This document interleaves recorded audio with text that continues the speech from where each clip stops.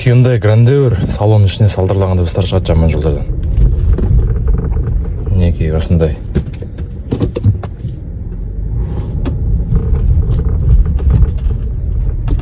Соны сіздерге көрсетемін қазір. Неге мынандай дыбыс не?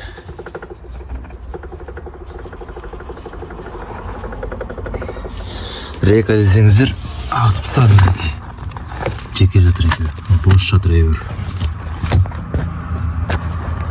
Рульмен қозғанда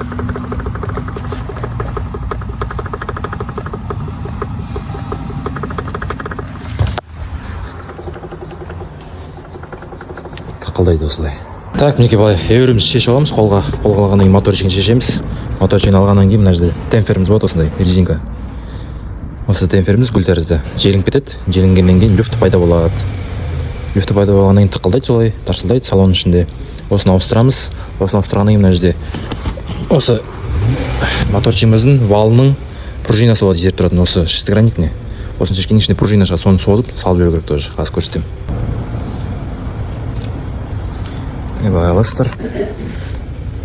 Мінекей, мына пружинамыз. Осыны созып салып жіберу керек. Мінекей былай пружинамыз созып жібердік. Бұл пружинамыз мына жердегі валымыз не? Мынау валымыз. Бұл валымызды үстіне бүйтіп итеріп тұрады. Содан кейін мына люфтісі жоғалады, азаяды. Осыдан да болады тықылдаған жаңағы мына темперіміз біздің ауыстырған. Бұл енді қатты желінбеген екен, бұда, бірақ бұны да ауыстыра саламыз. Неге салып қойдық жаңасын. Бұны ауыстыра саламыз, тоже ашқаннан кейін енді. Бірақ ол қатты желінбегеннен осы валдан болып тұр ғой енді, осы тықылдаған.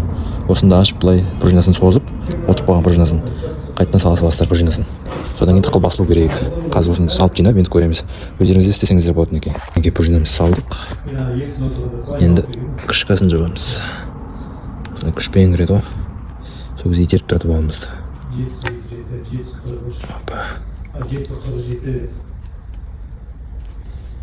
Не, бұралды.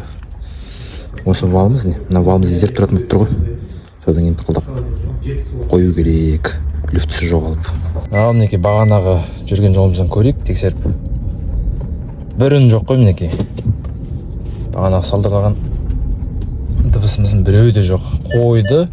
В общем, бәрі жақсы болды. Мінекей бұл көлік иесі реконструкция еткен екен, негізінде реставрация жасаған, бәрі түкте өзгермеген. Сондықтан бізге келіп тұр екен, TikTok парақшамыздан көріп.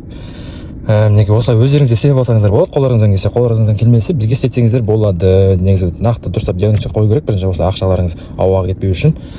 Болды осымен.